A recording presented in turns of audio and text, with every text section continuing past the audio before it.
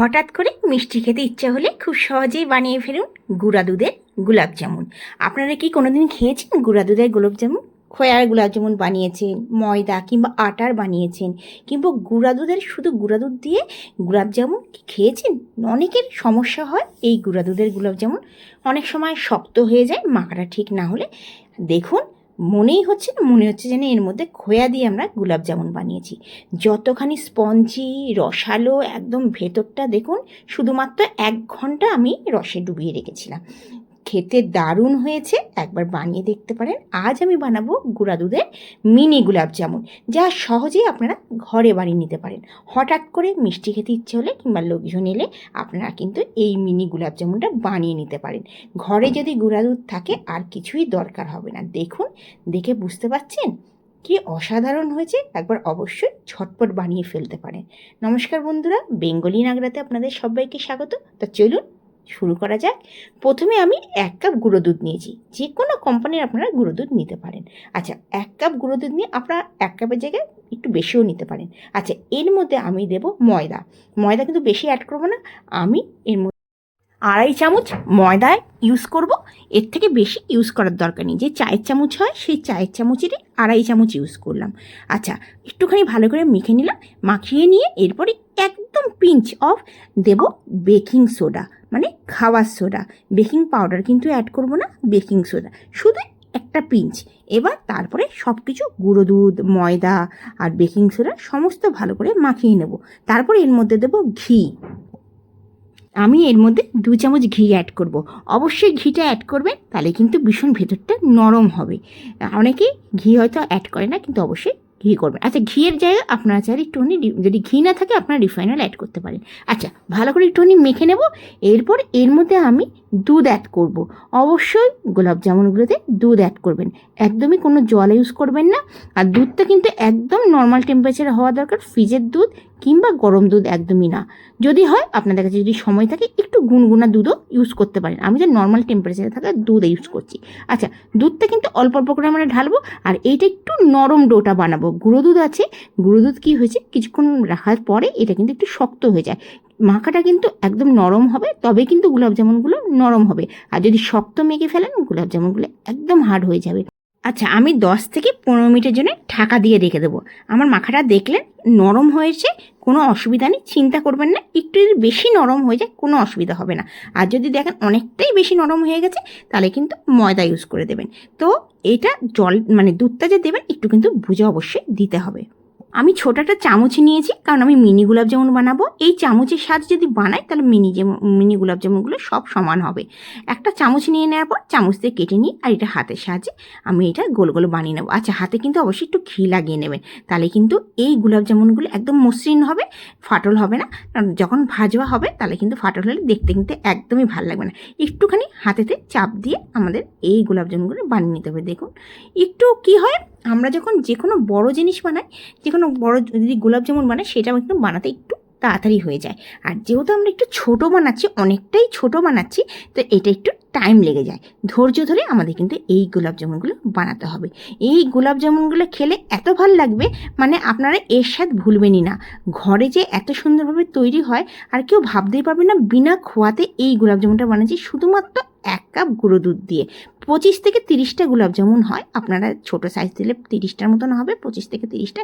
একটু medium size দিলে তাহলে কিন্তু 20 থেকে 25টা হবে।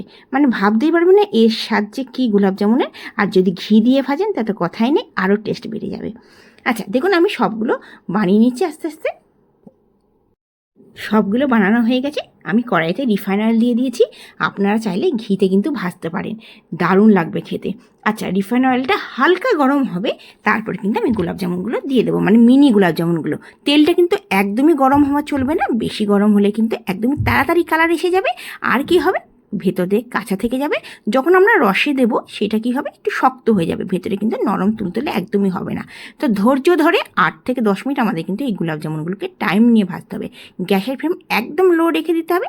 যদি বেশি গরম হয়ে যায় কড়াই, তাহলে কিন্তু গ্যাসের ফ্লেমটা আপনারা বন্ধ করে তারপর 1 থেকে 2 মিনিট আপনারা আগে ঠান্ডা করে নেবেন, তারপর গোলাপ জামুনগুলো ছাড়বেন। এটা কিন্তু মাথায় রাখবেন। আচ্ছা, আমি দিয়ে দিয়েছি গোলাপ জামুনগুলো। 3 থেকে 4 মিনিট পর আমি চামচ দিয়ে না একটুখানি নাড়িয়ে দিচ্ছি। আপনারা খুন্তি কিংবা যে কোনো হাতা ইউজ করবেন না, আগে চামচ দিয়ে একটুখানি নাড়িয়ে দেবেন।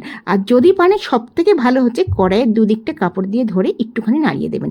তাহলে কি হয়, অনেক সময় গোলাপ জামুনগুলো নরম থাকে, যেই আমরা চামচ কিংবা হাতা ইউজ করি তখন সঙ্গে সঙ্গে ওইটা ভেঙে যাওয়ার একটা ভয় থাকে। দেখুন 7 থেকে 8 মিনিট টাইম নিয়ে নিয়েছি, আর একদম হালকাভাবে কালারটা এসে যাচ্ছে। আপনারা যদি ডার্ক খান, মানে কালো জামুন যদি খান, তাহলে কিন্তু আপনারা একটু ব্ল্যাক বানাতে পারেন। আমি হালকা লাল করব, এই কালারটা দেখতে কিন্তু ভীষণই ভালো লাগে। গোলাপ জামুনগুলো ভাজা হয়ে গেলো, কতখানি সুন্দর লাগছে। আমি কিন্তু হালকা কালার রেখেছি, আপনারা চাইলে আর একটুখানি ডার্ক করে ভাজতে পারেন। দেখুন দেখতে কতটা সুন্দর হয়েছে। মোটামুটি এই ছোট ছোট গোলাপ জামুন মিনি গোলাপ জামুন 20 থেকে 25খানা হয়ে গেছে। বড় গোলাপ জামুনও আপনারা সেম প্রসেসে বানাতে পারেন, যেরকম গুঁড়ো দুধ দিলাম যতখানি দিলাম আপনারা বড় গোলাপ জামুন বানাতে পারেন। তো বড় গোলাপ জামুনগুলো বানাতে কিন্তু তাড়াতাড়ি হয়ে যায়, এটা একটু বানাতে সময় লেগে যায়। আচ্ছা, এদিকে আমি চিনির চাশনি মানে চিনির রসটা বানিয়ে নেব। আমি কিন্তু 1 কাপ চিনি দিলাম, তাতে দিলাম 1 কাপ জল। আচ্ছা, এটা কিন্তু চিনি নয়, মানে চিনির পাউডার, মানে কালারটা দেখুন গুড়ের মতন, এটা গুড় নয়। চিনি যে প্রসেস হয় তার আগে এখানে খাদ বলে, তাই এইটা কি মানে এত হেলদি, মানে চিনির আগে, চিনি তো বলি মানে ভীষণ রিফাইন হয়ে যায় চিনি, তার আগের চিনি কিন্তু আগের কালার হচ্ছে গুড়ের মতন। দেখুন আপনারা দেখে বুঝতে পারছেন। তো এটা আমি ইউজ করছি। আপনারা যদি চিনি ইউজ করেন, আপনারা 1 কাপ চিনি, তার সাথে 1 কাপ জল কিংবা হাফ কাপ জল দিতে পারেন। আমি 1 কাপ চিনিতে 1 কাপ জল দিয়েছি। এবার দেখুন গোলাপ জামুনগুলো সব ভাজা হয়ে গেছে। এবার আমি কি করব, চিনির রসটা একবার টকবক করে ফুটছে, মানে যখন রসটা একদম হয়ে যাবে তখন আমি কিন্তু এই গোলাপ জামুনগুলো ছেড়ে দেবো। আর মিডিয়াম ফ্লেমে আমি 3 থেকে 4 মিনিট একটু ফুটিয়ে নেব, এটা মাথায় রাখবেন। ফুটিয়ে নিলে কি হবে, রসগুলো ভেতরে যাবে। বেশিক্ষণ একদমই ফোটাবো না, 3 থেকে 4 মিনিট। দেখুন ফুটিয়ে নিচ্ছি, কি সুন্দর লাগছে দেখতে, কালারখানা দেখুন। আমার কিছুটা আমি একটু হালকা ভেজেছি, কিছুটা আমি ডার্কে ভেজেছি। এটা কি হবে, আপনার যদি ফুটিয়ে 3 থেকে 4 মিনিট ফোটানোর পর ঢাকা দিয়ে 1 ঘন্টার জন্য রেখে দেন, তাহলে কিন্তু রস কিন্তু ভেতরে চলে যাবে। আপনাদের আজকের ভিডিওটা কেমন লাগছে অবশ্যই আমাকে জানাবেন। এবার গ্যাসের ফ্লেমটা বন্ধ করে দিলাম। আপনাদের কাছে সময় থাকলে আপনারা কি বিকালে যদি বানান, সারা রাত আপনারা রেখে দিলে ভীষণ ভালো হবে। আমি তো শুধু 1 ঘন্টার জন্য রেখেছি, তাতেই কিন্তু রস চলে এসছে গোলাপ জামুনের ভেতরে, আপনাদের দেখাবো। আচ্ছা, আপনাদের যদি আজকের ভিডিওটা ভালো লেগে থাকে অবশ্যই লাইক করবেন। যেমনি করে আমি বানিয়েছি তেমনি করে বানিয়ে কমেন্টসে জানাবেন ভালো হয়েছে কিনা, পারফেক্ট লেগেছে কিনা। খেতে কিন্তু দারুণ, এর স্বাদ কিন্তু আপনারা একদমই ভুলবেন না। এই শুধুমাত্র পাউডার দুধ দিয়ে, যদি কখনো হঠাৎ করে লোকজন এলো, আপনার ঘরে যদি দুধ থাকে আর চিনি থাকে, আপনারা ফটাফট এটা বানিয়ে নিতে পারবেন। বাঙালিদের ঘরে তো চিনি আর দুধ তো সবসময়ই থাকে চায়ের জন্য। আপনারা কিন্তু খুব সহজেই, কখনো মিষ্টি খেতে ইচ্ছে হলো আপনারা কিন্তু চটজলদি বানিয়ে নিতে পারেন। দেখুন কতখানি রস ভেতরে চলে গেছে। আমি কিন্তু শুধুমাত্র 1 ঘন্টার জন্য রেখেছিলাম, আর 4 থেকে 5 মিনিটের জন্য ফুটিয়েছিলাম মিডিয়াম ফ্লেমে, তাতেই কিন্তু হয়ে গেছে। এবার আপনাদের ছুরি দিয়ে কেটে দেখাবো যে কতখানি স্পঞ্জি হয়েছে। মানে এটা খেলে বুঝতেই পারবেন না যে ঘরে তৈরি, এত ভাল লাগে খেতে। কখনো আপনারা লোকজন এলো, আপনারা চটজলদি এই রেসিপিটা বানিয়ে নিতে পারেন। দেখুন ভেতরটা দেখুন, দেখাচ্ছি। দেখুন কতখানি জালিদার হয়েছে এই গোলাপ জামুনগুলো। একবার বানিয়ে দেখুন, একবার বানালে এর স্বাদ কখনো ভুলবেন না। দেখুন আপনাদের দেখাচ্ছি। আচ্ছা, ভেতরের কালারটা দেখুন একটু লালচে এসছে, কারণ যেহেতু চিনির কালারটা ছিল লাল, মানে গুড়ের মতন মনে হচ্ছে না গুড়ের জলেতে আমরা এটা ডুবিয়েছি। আমি কিন্তু গুড়েরতে নয়, আমি চিনির জলেতেই ডুবিয়েছি। দেখুন আবার আরেকটা কেটে দেখবো, সবগুলো একদম সমান হচ্ছে, মানে সবগুলোর ভেতরেই রস ঢুকেছে। আরেকটা আপনাদের কেটে দেখাবো, দেখুন কি দারুণ হয়েছে। একবার অবশ্যই বানিয়ে দেখুন, কতখানি জালিদার হয়েছে। একবার অবশ্যই বানিয়ে দেবেন। আর ভীষণ নরম তুলতুলে একদম, দেখুন ভেতর পর্যন্ত রস চলে যাচ্ছে। দেখুন দেখুন সেম প্রসেসে আপনারা বড় গোলাপ জামুনও বানাতে পারেন। আপনাদের ভিডিওগুলো কেমন লাগছে আমাকে অবশ্যই জানাবেন। যদি ভালো লেগে থাকে সাবস্ক্রাইব করে আমার পাশে অবশ্যই থাকবেন। আপনারা ভালো থাকবেন, সুস্থ থাকবেন এই কামনা করে আজকে ভিডিওটা শেষ করছি। আবার আসবো নতুন দিনে নতুন ভিডিও নিয়ে। দেখুন আমি ছুরি দিয়ে আরেকটা কেটে নিলাম, মানে 3 নম্বরে গোলাপ জামুন। দেখুন এটারও দেখুন সেম, দেখুন ভেতর পর্যন্ত রস গেছে। আপনাদের আমার ভিডিওটা কেমন লাগছে আমাকে অবশ্যই জানাবেন। যদি ভালো লেগে থাকে অবশ্যই লাইক করবেন। দেখুন দেখেছেন কতখানি জালিদার, কতখানি সফট, একদম ভেতর পর্যন্ত রস গেছে প্রত্যেকটা, এমন নয় একটা দুটো না, প্রত্যেকটা। আর নরমও ভীষণ হয়েছে দেখুন।